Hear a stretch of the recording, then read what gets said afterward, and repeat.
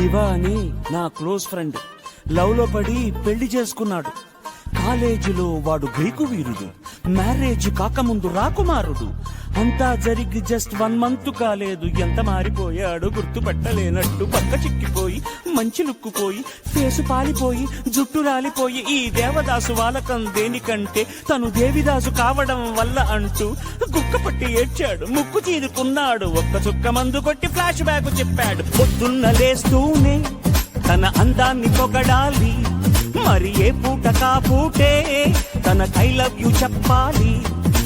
ఏం కోరినా తక్షణం తీర్చాలిరా వరం, అతి సామైందిరా కాపురం, వెళ్ళి క్షమించరాని నేరం.